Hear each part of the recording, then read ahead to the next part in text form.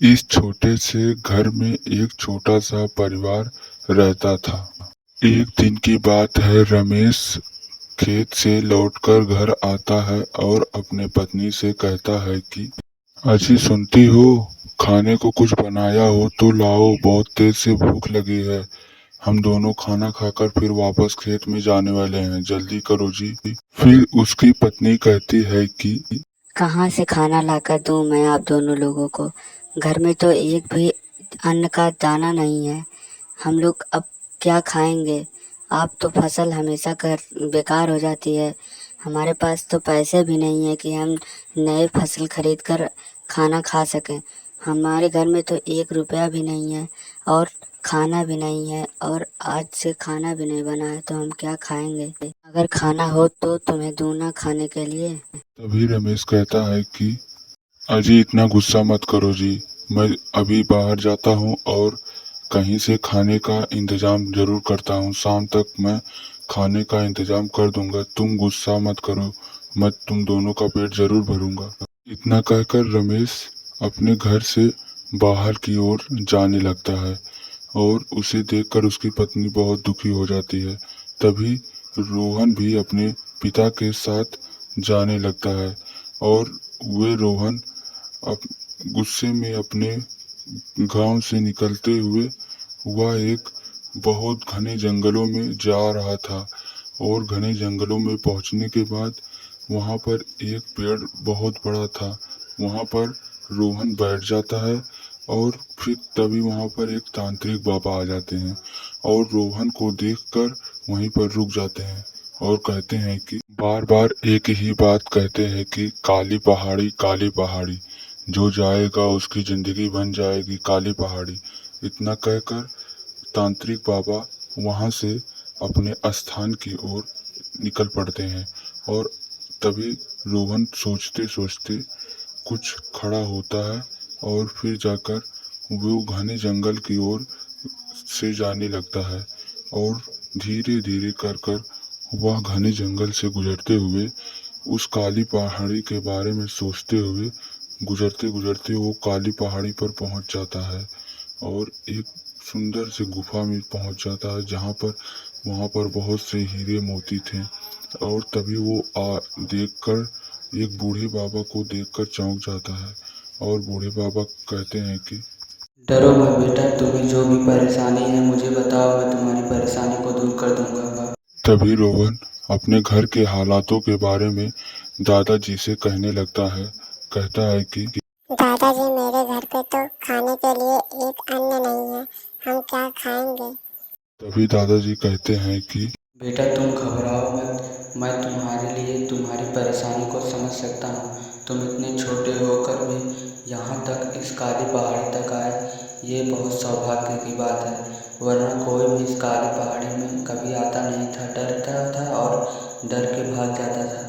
मैं तुम्हारी सारी परेशानी को दूर कर दूंगा बेटा, तुम घबराओ मत। आज से तुम्हारे घर में खाने के लिए कोई भी कमी नहीं होगी, क्योंकि मैं एक जादुई हूँ और मैं तुम्हारे लिए एक इनाम देता हूँ तुमको। ये लो जादुई गिलास, इस जादुई गिलास से तुम अपने घर में एक एक गिलास सबको जूस पिला देना। ये सुनकर रोहन आगे की ओर बढ़ता है और दादा की ओर जाने लगता है और दादाजी से फिर जाकर वह उनके पास खड़ा होता है और गिलास ले लेता है। गिलास लेने के बाद उनको कहता है, दादाजी आपको बहुत बहुत धन्यवाद, आपने मेरी परेशानी को समझा और मुझे एक जादुई गिलास दे दिया। अब मैं चलता हूँ, मुझे लेट हो रहा है। इतना कहकर रोहन अपने घर की ओर जाने लगता है और धीरे धीरे कर कर वह गुफा से बाहर निकल जाता है। गरीब का घर। एक दिन की बात है, रमेश अपने बेटे से कहता है कि बेटा, मैं खेत में जा रहा हूँ खेत देखने, तुम अपना ख्याल रखना, मैं देर से आऊँगा क्योंकि मुझे खेत की रखवाली करना पड़ता है। खेत में सांड घुस जाते हैं और सब फसल बेकार कर देते हैं। ठीक है बेटा, इसलिए मैं खेत में ही जा रहा हूँ, अपना ख्याल रखना। इतना कहकर रमेश अपने घर से बाहर चला जाता है और गांव से होकर वह धीरे धीरे आम के बाग से गुजरते हुए वह अपने खेत में पहुंच जाता है और खेत में जाकर वहां पर खड़े होकर अपने खेत को देखने लगता है। तभी देखते देखते सेठ आ जाता है। आने के बाद सेठ कहता है कि का रे रमेशवा, हमार पैसवा नाही देबे, हमार पैसवा नाही देबे तो तोके हम जान से मार दिहब, नहीं तो तोर घर हड़प लेहब। हमार पैसवा हमें जल्दी जल्दी दे दिए, नहीं तो हम तोरे फसलिया मन से आधी तोर फसलिया ले लेहब। समझत है कि नाही हमरी बतिया के? हमके हमार कर्जवा जल्दी लौटा दिए, नहीं तो फिर हमसे बुरा केहू नहीं होई। रमेश बाबू, एक बात सोच ले जा, अपन घर दे दिया हमें, नहीं तो अपने फसल मन से आधा फसल हमें दिया। अब हम जा। तभी रमेश कहता है कि नहीं सेठ जी, ऐसा मत करिए, मैं आपका कर्जा जल्द से जल्द लौटा दूंगा। अभी मेरी पत्नी मरी है, मेरे घर बहुत ज़्यादा दिक्कत है पैसों की, वरना मैं आपका पैसा तुरंत लौटा देता। मेरी फसल हो जाएगी तो आप मेरी सारी फसल ले लीजिएगा, लेकिन मेरा घर मत लीजिएगा, नहीं तो हम और मेरे दोनों बेटे कहाँ सड़क पर आ जाएंगे और सब खत्म हो जाएगा। हम लोग कहाँ पर रहेंगे? आप ही बताइए सेठ जी, ऐसा इतना जुल्म हमारे ऊपर मत करिए, हमको जीने और खाने दीजिए। रमेश जी, एक बार हमें और मोहलत दीजिए, हम आपका सारा कर्जा लौटा देंगे। 1 महीने का हमें और टाइम दे दीजिए, उसके बाद आपका सारा कर्जा हो जाए। इतना सुनते ही सेठ गुस्से में अपने घर की ओर निकल जाता है और अपने घर पे गुस्से में आता है और बैठ जाता है।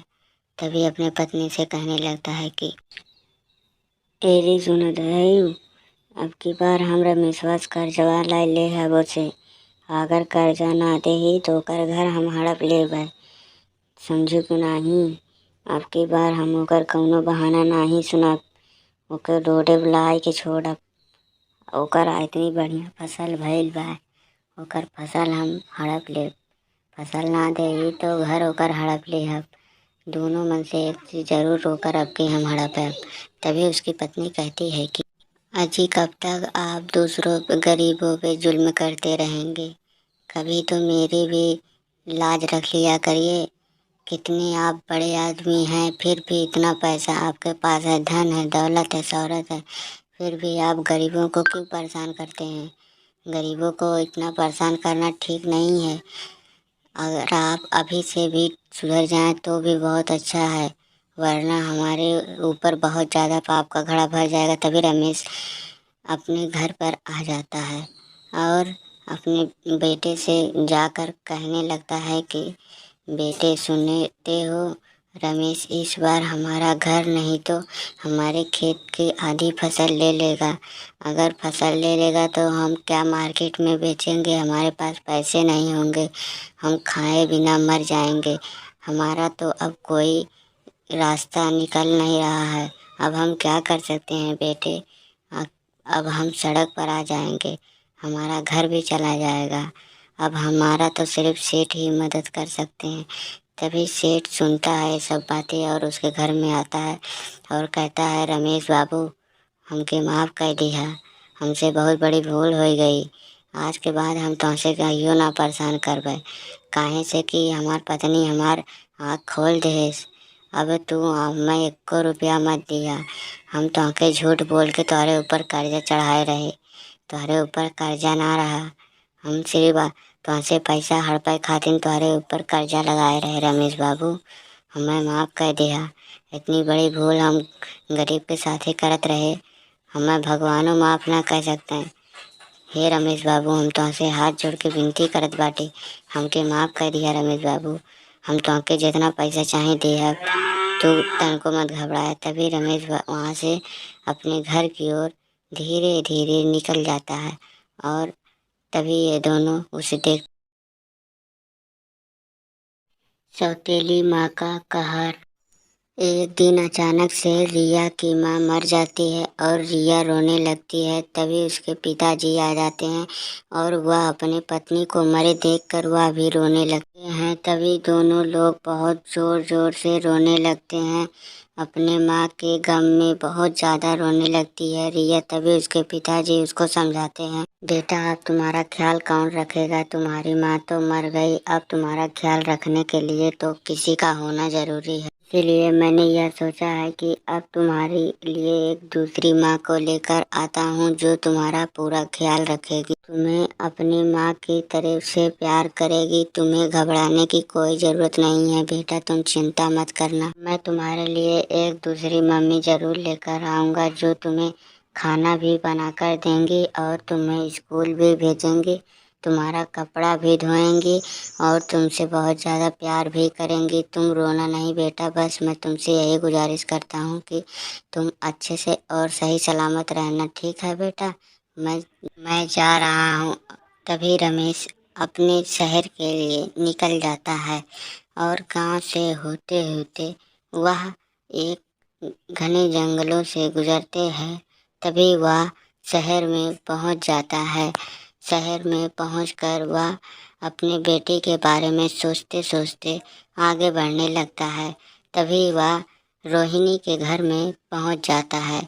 तभी उस वहाँ पर रोहिणी से कहती है कि रोहिणी तुम मेरे घर चलोगी, मेरी पत्नी मर गई है, तुम मेरे बेटी का ख्याल रखने चलोगी, क्या मेरी मदद कर सकती हो तुम? तुम्हें जितना पैसा चाहिए मैं तुम्हें सारा पैसा दूंगा, सिर्फ तुम्हें मेरे बेटी का ख्याल रखना होगा और मेरी बेटी को हमेशा खुश रखना होगा ताकि मेरी बेटी की माँ की याद ना आए। और इस तरह मैं तुम्हें तुम्हारे मुँह मांगी कीमत भी दूंगा, मेरी बेटी का ख्याल रखना। इतना कहता है रोहिणी। फिर कहती है कि ठीक है मैं चलूँगी, पर उसके लिए तुम्हें मुझे पैसा देना होगा, तभी मैं तुम्हारी बात मानूंगी।